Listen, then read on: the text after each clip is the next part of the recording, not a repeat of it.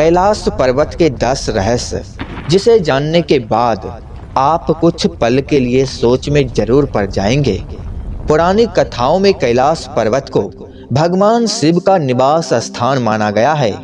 यह रहस्यमयी पर्वत अपने आप में कई कथाओं को समेटे हैं। शिव पुराण, स्कंद पुराण, ये सभी में कैलाश खंड नाम से अलग ही अध्याय है, जिसमें कैलाश पर्वत की महिमा के बारे में बताया गया है।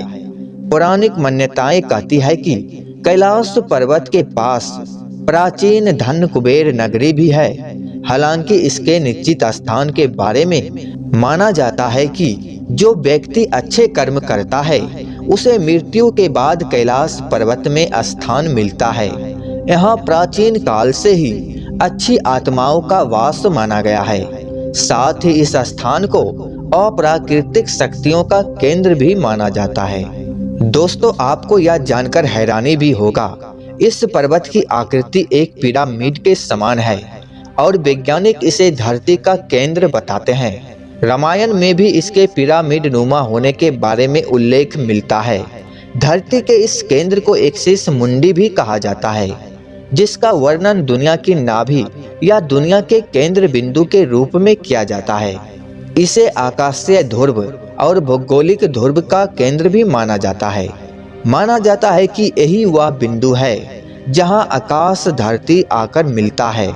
यहीं पर आकर 10 दिशाओं का मिलन होता है।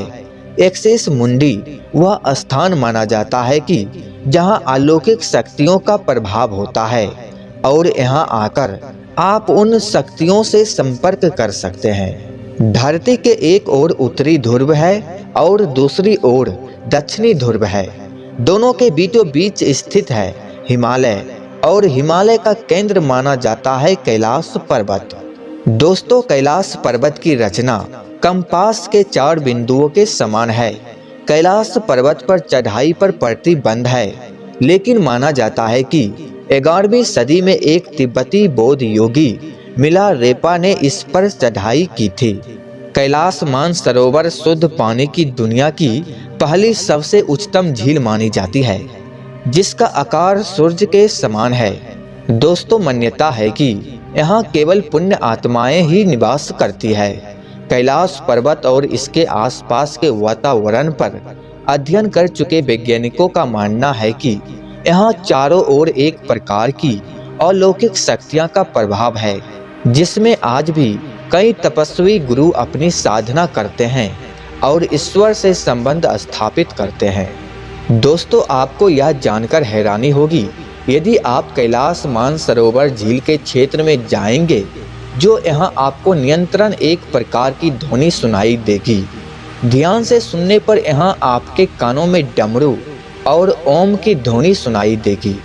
इस ध्वनि का स्रोत आज तक कोई नहीं जान पाया है।